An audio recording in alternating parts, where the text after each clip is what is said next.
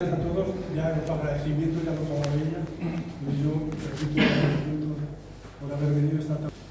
Y bueno, lo que quería explicar en principio es que cuando se estaba preparando esta exposición, claro, con la que está cayendo, hablar del Sáhara Occidental, porque es el Sáhara Occidental, parecido a todo. Pero todo. El Sáhara Occidental, el conflicto del Sáhara Occidental es otra injusticia más, otra traición más que se hizo tal, y un problema en el que además en nuestro país tiene mucha implicación en él. O sea que, bueno, tenemos que también recordar este tipo de conflictos, este tipo de injusticias, aunque estemos viendo todos los días en televisión lo que estamos viendo. No hay palabras para explicarlo. Entonces, la exposición esta consiste en explicar el conflicto del Sáhara Occidental desde un punto de vista más plástico, que no sea un poco una charla al uso. Entonces, a través de una serie de obras que he ido creando, pues quiero explicar el conflicto de una forma más o menos cronológica, para que todo el mundo entienda en qué consiste el conflicto, cómo se creó el conflicto y las consecuencias del conflicto, que no son pocas. Entonces, voy a empezar por aquella pieza de allí. Vamos a ver. Esta pieza de allí consiste en todas las escenografías, números de resoluciones de Naciones Unidas en las que está implicada esta acción. En todas ellas se reconoce los derechos del Sáhara Occidental, tanto en materia de recursos naturales como territorio, etc. Pero hay una resolución que destaca entre todas ellas, que es la 1514. Aquí una resolución que se aprobó en Naciones Unidas el 14 de diciembre de 1960. Y esa resolución lo que viene a decir es que todos los territorios no autónomos del mundo tienen un derecho inalienable a su libertad e independencia. Entonces esa es la resolución a la que se han acogido todos los territorios no autónomos del mundo para conseguir desligarse de sus potencias colonizadoras. Bien, a partir de 1960, las Naciones Unidas lo que hacen es apretar a todos los países que tienen colonias a que vayan descolonizando. Y entonces las Naciones Unidas crean una doctrina que consiste en el referéndum. Esa es la doctrina que las Naciones Unidas creen que es la mejor y es la que todos los países no autónomos a la que acceden. Pues bien, España, esta pieza se llama Provincia 53. A partir de 1960 las Naciones Unidas empiezan a apretar, pero también empiezan a apretar los saharauis. Los saharauis empiezan ya a decirle a España que empiece a pensar en darles la autonomía, y España se resiste porque resulta que a finales de los años 50, principios de los 60, España había tenido el Sáhara Occidental, lo había considerado un territorio simplemente como cárcel. Lo tenía como cárcel de la guerra civil, gente que deportaban, lo tenían ahí, no tenían ningún acceso económico por ningún sitio. Pues justo en principios de los 60, España descubre las minas de fosfatos de Bucra.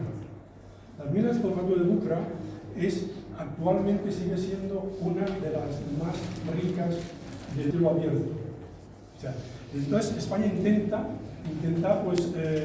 pues conservar el territorio. ¿Qué hace? Pues les doy la provincia 53 y hacen el Sáhara Occidental como una provincia más, como si fuese Teruel, ¿vale?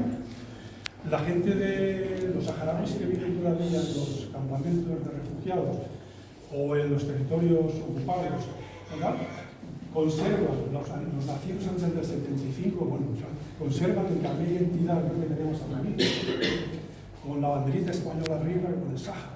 Y lo conservan porque además puede ser un documento, para muchos de ellos puede ser un documento que les pidan para una posible nacionalización. Porque ahí se oyen campanas de que podría haber alguna nacionalización para los nacidos antes del 75 en los territorios del Sáhara Occidental. Bien, pues con tanta presión, al final España, en 1974, comunica a las Naciones Unidas que al año siguiente va a hacer un referéndum de autodeterminación, en 1975. Acto seguido, el señor Hassan II padre del actual rey de Marruecos, Mohamed VI, pone el grito en el cielo y reclama el territorio como suyo. Tiene que acceder para hacer una consulta al Tribunal Internacional de Justicia, tiene que ir como mínimo 2 naciones, no puede ir una sola. Entonces coge a Mauritania como de compasa. Mauritania no quería meterse en ningún lío, pero resulta que Mauritania lo que tenía miedo es que Marruecos también invadiera Mauritania, porque Hassan II no se paraba ahí. Entonces lo que hace Marruecos es lanzarle a las Naciones Unidas, al Tribunal Internacional de Justicia, 2 preguntas. Una pregunta es que si cuando llegaron los españoles al territorio, los españoles llegaron al territorio en 1885, finales del 85, porque fue la documentación que llevaron a la conferencia de Berlín en la que se hizo el reparto de África. Entonces España llega allí con un foro firmado por 2 tribus saharauis y para que habían accedido a la protección española de las tribus que ahí estaban. Bueno, pues Hassan II lo que hace es lanzar la pregunta de que si cuando llegaron los españoles el territorio era un territorio libre, un territorio sin dueño. Y la segunda pregunta, que cuál era el vínculo de soberanía, el vínculo que tenía Marruecos con el territorio de Sahara. Entonces, pasa un año y en octubre del 75, el 16 de octubre del 75, el Tribunal Internacional de Justicia da el dictamen y dice que cuando llegaron los españoles allí sí que había gente, que eran los saharauis, y que no había ningún vínculo de soberanía entre Marruecos y la entidad mauritana y el territorio saharaui. Pues con este dictamen, Mohamed VI, Hassan II, lo que hace es hacer una locución por radio y televisión a todo Marruecos diciéndoles que el Tribunal Internacional de Justicia ha dicho que el territorio les pertenece a los marroquíes y que lo único que tienen que hacer es ir afuera. Pasamos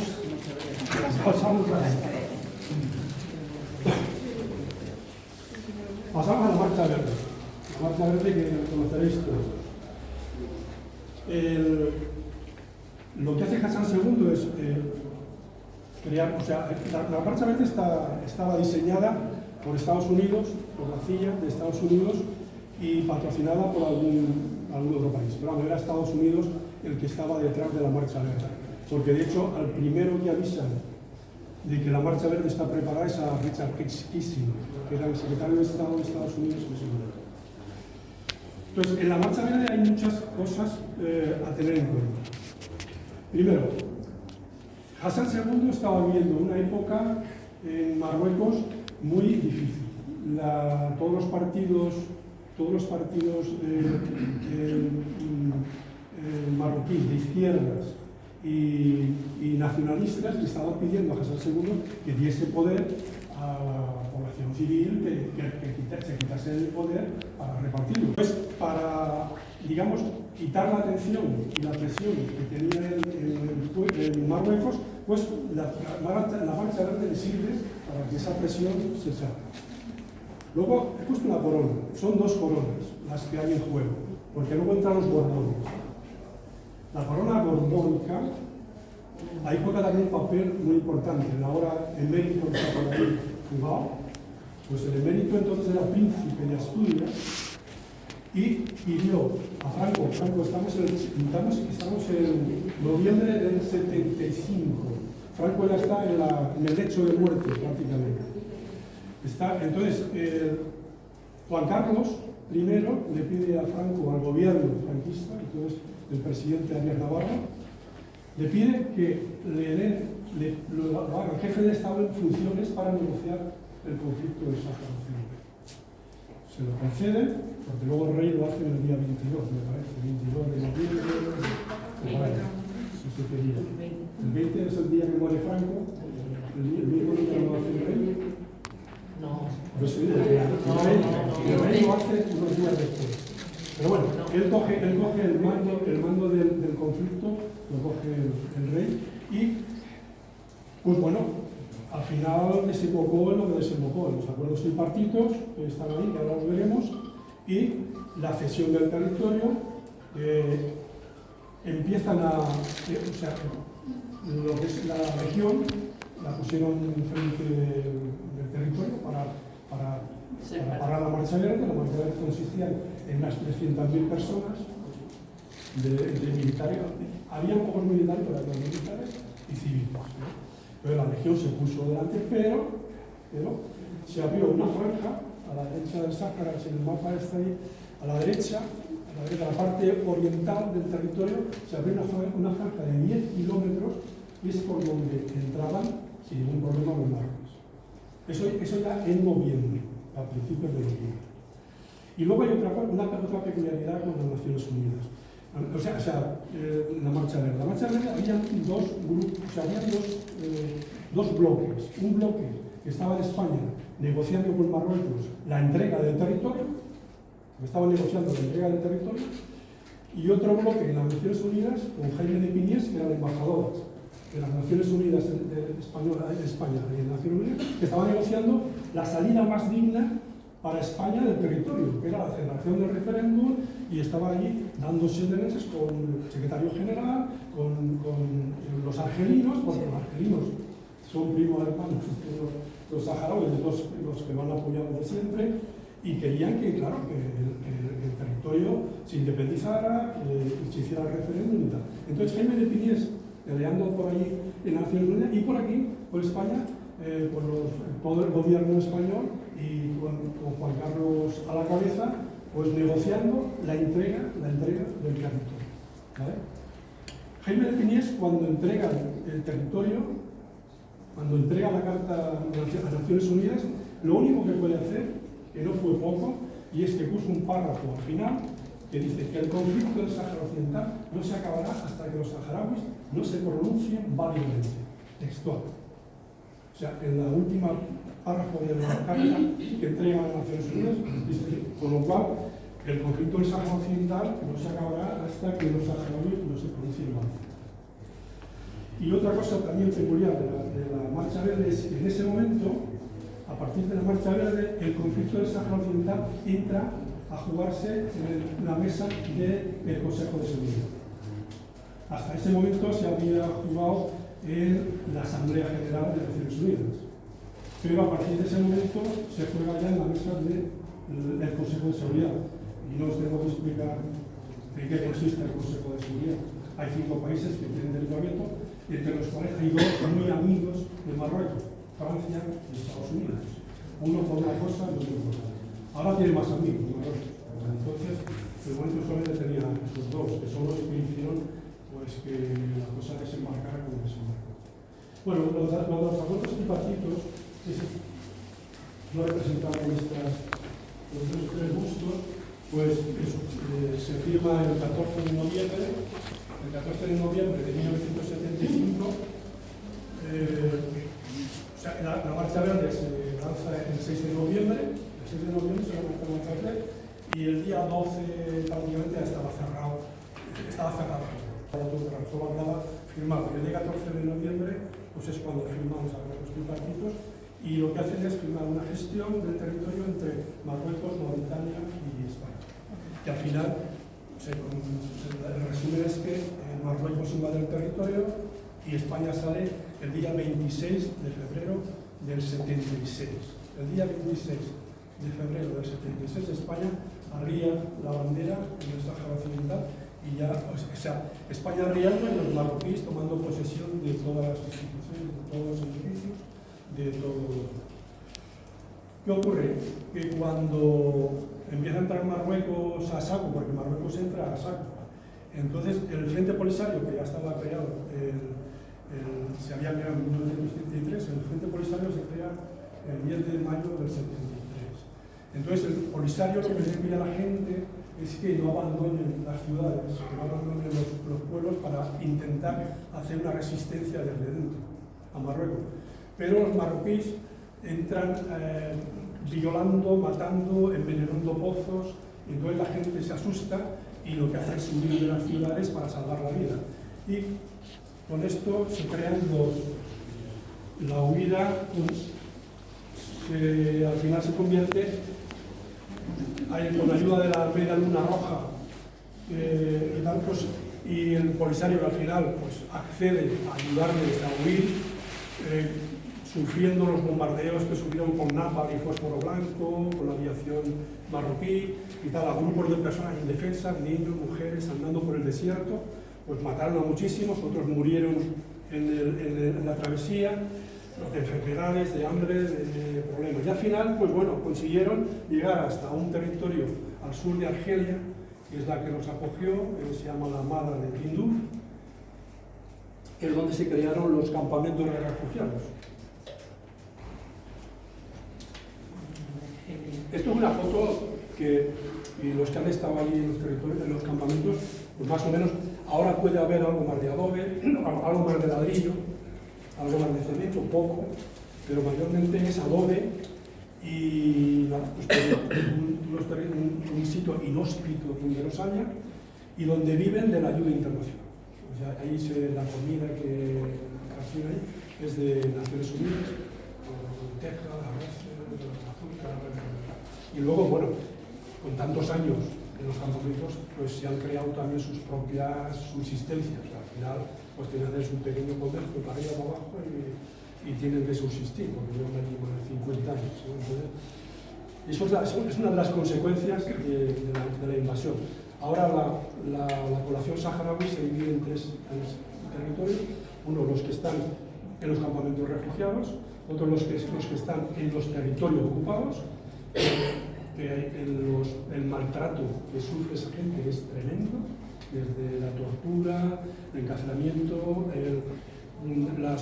los allanamientos así con la cara, no sé si conocéis a Mundu Haidar o a, ¿cómo se llama?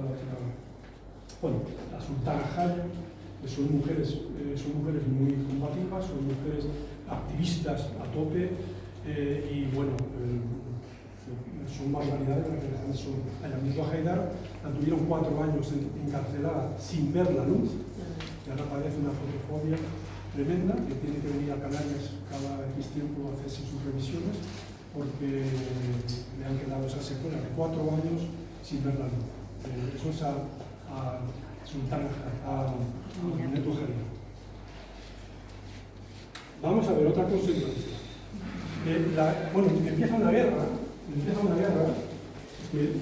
en el 76, y termina en 1991. Hay 16 años de guerra, en las que el Frente Polisario consigue en aquella época golpear de verdad al ejército marroquí, porque son conocedores del territorio, con una guerra de guerrillas, pero consiguen recuperar mucho territorio, hasta el punto de que Marruecos tiene que pedir ayuda a otros países para crear el muro. Hay un muro, ahí se ve en el mapa, que parte el territorio, el muro parte el territorio en dos. Esta parte de aquí la controla el Frente Polisario, que es la parte menos útil, la parte que da al desierto, y la parte útil, que es la de la pesca, los fosfatos, la agricultura y tal, es la que controla Marruecos. Bueno, y este muro de aquí mide 2.700 kilómetros bajo. Es el segundo muro más largo del mundo después de la muralla china. Y está protegido por más de 150.000 soldados y minado con más de 15 millones de minas, de las cuales muchas de ellas son de fabricación española. O sea, así el muro lo que hace es, pues suele tener accidentes todos los años por el pastoreo. La gente que pastorea por la zona, pues siempre, pues a lo mejor se acerca más de la cuenta y las minas, pues no hacen nada. Entonces, a veces es un animal, pero a veces son los pastores, ¿no? Y tienen varios accidentes. Bueno, y lo había representado el muro, había presentado con estas botas militares, que en otra ocasión lo que llamamos ponerle caramelos en la parte de arriba de las botas, porque hay gente todavía que nos quiere vender los ejércitos como ejércitos que van repartiendo por ahí bondad y caramelitos, porque me hace mucha gracia que no venden a una gente los ejércitos. Los ejércitos se hacen para matar, para hacer daño, porque alguien que lleva una metralleta cargada no te puede hacer nada. venido de aquí, en Marruecos es un experto en torturas, siempre así, es un experto en torturar. Entonces esta postura que es la del pollo asado es una de las posturas que utilizan mucho en Marruecos y la cuentan, lo poco que cuentan los activistas que han sido torturados, porque no cuentan nada, prácticamente no cuentan nada, es una de las posturas a las que los someten a los activistas. Bueno, activistas y la gente de Marruecos pues el contrario, pero los activistas son los que te lo cuentan. No voy a dar más detalles porque no es muy agradable lo que te cuentan, pero bueno, es tortura. De hecho, cuando las Torres Gemelas, en el 2001, pues cuando Estados Unidos montó su Guantánamo en Cuba, pues tenían mucha gente detenida allí, turco árabes. Entonces, y esto no lo puedo confirmar, pero en los medios de comunicación salió que pararon 2 o 3 aviones en Mallorca, venían de Estados Unidos, pararon en Mallorca y luego fueron a Marruecos. Las malas lenguas dicen que era para torturarlos, porque Estados Unidos presume de que no tortura a nadie. Entonces, para torturar a esa gente, sacarle lo que pudieran y luego volverlos a dejar aguantar. Eso no se puede confirmar, yo no lo puedo confirmar, pero se dijo. Con otras de las consecuencias del conflicto, el expolio de los recursos naturales. No te quiero representar en esta obra. El tema de los recursos naturales, vamos a ver, hay resoluciones, hay muchísimas resoluciones en las que todas reconocen que los recursos naturales del Sáhara Occidental son de los saharauis. El último, por abrir, hay muchos, pero el último se lo hizo el Tribunal Superior de Justicia Europeo en 2022, que dejó clarísimo que no se puede hacer negocios, no se puede hacer ningún acuerdo comercial con Marruecos, eso dice la Unión Europea, en materia de pesca ni agrícola de productos que salgan del territorio del Sáhara Occidental. No sé en este momento, porque el ministro de Agricultura no lo dice, no sé en qué situación está en este momento. No sé si los pesqueros suelen dar unas 110 licencias para pescar en el territorio, de las cuales 90 son españoles. O sea, solamente pescan allí los españoles, los portugueses y algunos más. Pero 90 de las licencias que se dan son españoles. Y bueno, pues está reconocido por resoluciones de Naciones Unidas y está reconocido por la Unión Europea.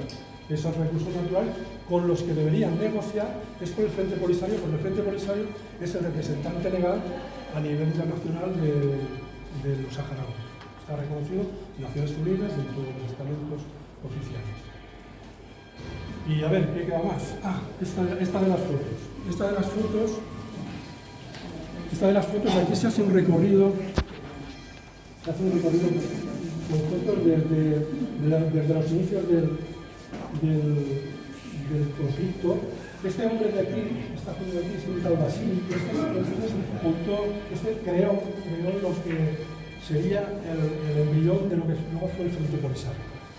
Era una organización de liberación, no sé, pero este fue el embrión. Y luego, bueno, pues hay un recorrido, pues, es el de Jaime de Piñés, nuestro ordenamiento Albert Navarro, y todo un recorrido hasta que llegamos por aquí. La MINURSO es una fuerza de Naciones Unidas que está instalada en los territorios ocupados. Es una farsa porque es una misión de Naciones Unidas que las siglas son el Ministerio Internacional de Naciones Unidas para el referéndum del Sáhara Occidental. Entonces es una misión de Naciones Unidas que tiene que estar velando allí y organizando un referéndum. No hace nada. Es más, entre sus cometidos no figura el de proteger o vigilar los derechos humanos. Con lo cual, si ellos pasan con su Toyota blanco, flamante por allí, porque yo como los he visto, pues lo puedo decir, y hay alguien que tiene algún conflicto con algún saharaui y tal, ni lo miran, ni paran. Ellos están allí para pasar el tiempo, no hacen otra cosa. O sea, es una comparsa que tiene aquí en Marruecos y tal. Aquí hay una foto de Felipe González. Es que es curioso, lo de Felipe González lo voy a contar así para ir un poco rápido. Felipe González, esta foto de aquí es del 14 de noviembre de 1976, justo un año después de la invasión y de los acuerdos tripartitos. Bajó a los campamentos y les dijo, textual, a los saharauis, que lo mejor del pueblo español estaban con ellos, que los países que los ayudarían eran unos países reaccionarios y que su partido, el Partido Socialista, estaría con ellos hasta la victoria final. Eso les dijo el día 14 de noviembre del 76. En el 82, presidente de España, Felipe González. El primer viaje que hace Felipe González como presidente del gobierno es a Marruecos. El primer viaje que hace. Claro, visto lo visto después, pues no sabemos si lo que hizo fue bajar a firmar un contrato con Hassan II para decirle, yo estoy contigo, muchacho. Porque luego lo que ha hecho Felipe González después de ese día, pues ha sido todo trabajar para Marruecos. Ha estado haciendo publicidad propaganda para que Marruecos acogiera los Juegos Olímpicos, ha estado haciendo rutas por Latinoamérica para que ningún país latinoamericano reconozca a la República Árabe Saharaui Democrática, etcétera, etcétera, etcétera. Bueno, luego venimos y viene Zapatero, dice, bueno, Zapatero, pues Zapatero tiene aquí al señor Moratino y al señor Rubalcaba, que son los que están cuando Aminatu Haidar fue deportada del Sáhara. Aminatu Haidar venía de recibir un premio de Estados Unidos, que le habían dado un premio de Estados Unidos por la defensa de los derechos humanos. A su regreso, vuela de España, vuela a Layún, que es su casa, donde tiene su casa, y cuando llega a Layún, en el mismo aeropuerto, los marroquíes la despojan de toda su documentación y le dicen que se tire otra vez para la pista y que se vaya otra vez para Canarias, en el avión que había en la pista. Aminatu Haidar se niega, dice, yo no llevo documentación, yo no me voy a ningún sitio. Yo estoy en mi casa, yo estoy en mi tierra, a mí no me tenéis aquí. A punta de pistola la llevan hacia el avión.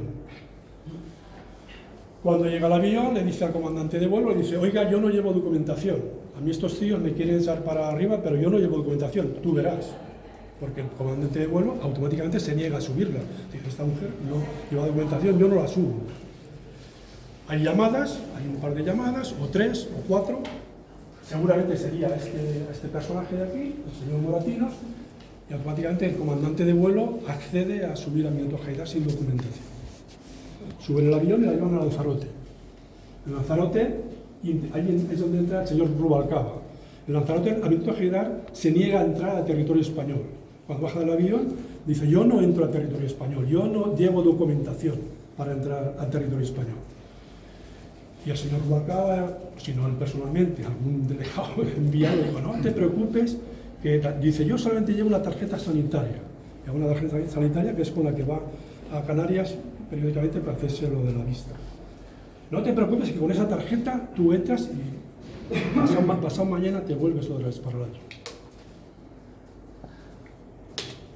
Una vez dentro, no sé si lo acordáis, que fueron 31 o 32 días de huelga de hambre en Lanzarote.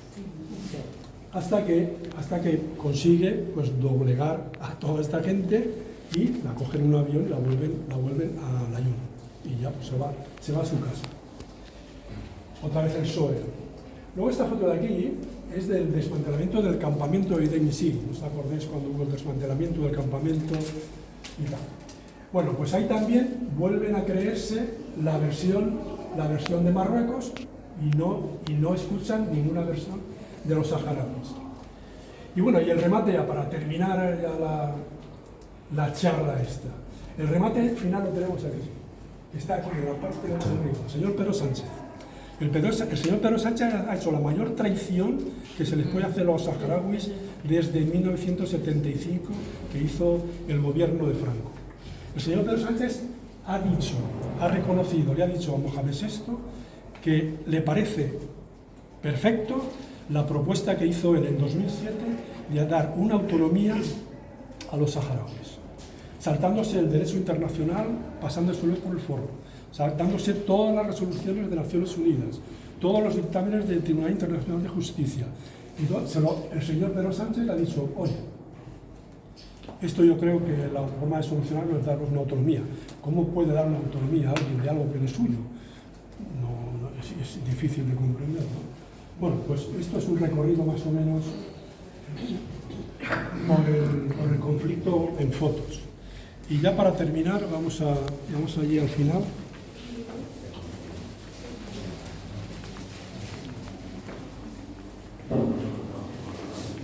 Aquí he querido representar, en esta pieza he querido representar un poco la hospitalidad del pueblo saharaui y contar un poco bueno, hay un capítulo de claro, esto lo vamos a ver en Palestina. Solamente le quitamos la luna y la estrella y ellos juegan con estos colores. Bueno, aquí quería lo que es la hospitalidad del pueblo saharaui. Y es que si viajas a los campamentos o a una casa saharaui, lo primero que hacen es ofrecerte un té. Ellos el té lo llevan, vamos, un pastor anda por el desierto y le puede faltar otra cosa, pero el té lo llevan. Entonces, cuando te ofrecen un té, tienes que saber que no es un té, son 3 tés. El té es una forma de charlar, una forma de reposar, una forma de contar, una forma de descansar, de todas las cosas. De la familia, preguntan por esto, por lo otro. Y el té, bueno, la tradición, los que tienen familias saharauis y tal, los obedecen, pero hay los 3 tés, dicen que la tradición dice que el primer té es amargo como la vida, el segundo té es dulce como el amor y el tercer té es suave como la muerte. Es un poco la tradición saharaui con el tema del té. Y bueno, quería hacer un homenaje a la hospitalidad porque si algo tiene los saharauis es su hospitalidad y su generosidad y su fuerza para resistir. Y bueno, pues con esto terminamos. Ahora,